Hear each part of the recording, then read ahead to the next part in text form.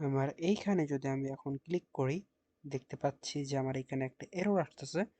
কিন্তু যদি এই সেটিংটা অন করার পর এখানে আবার ক্লিক করি, তাহলে দেখতে পাচ্ছি এররটা কিন্তু ফিক্স হয়ে গেছে। আসসালামু আলাইকুম।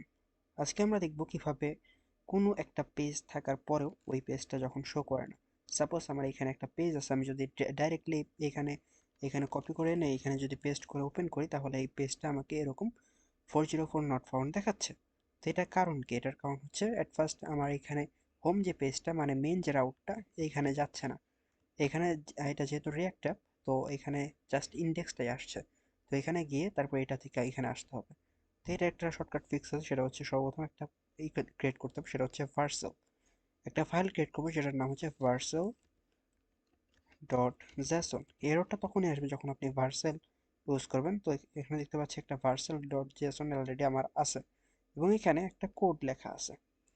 এই কোডটা আপনাকে লিখতে হবে, সেটা হচ্ছে রিরাইট। ওকে, এটা যদি আমি কপি করে পেস্ট করে এখানে আসা রিরাইট, তারপরে এটার মধ্যে একটা অ্যারে নিয়ে এখানে দিবেন সোর্স, এখানে হোম পেজটা, এরপরে যা থাকা থাকবে আর ওই ডেস্টিনেশন এটা। এটা দেওয়ার পরে আপনি জাস্ট এটাকে ডিপ্লয় করবেন। npm রান বিল দেওয়ার পরে এটাকে ডিপ্লয় করে দিবেন।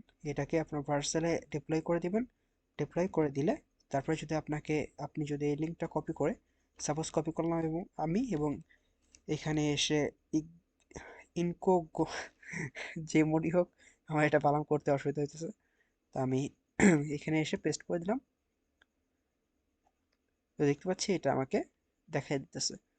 তো আশা করি এই ছিল এটা আপনাদের প্রত্যাশা করা অ্যান্সার। যদি ভালো লাগে অবশ্যই ভিডিওতে লাইক করবেন এবং চ্যানেলটাকে সাবস্ক্রাইব করে যাবেন। আসসালামু আলাইকুম।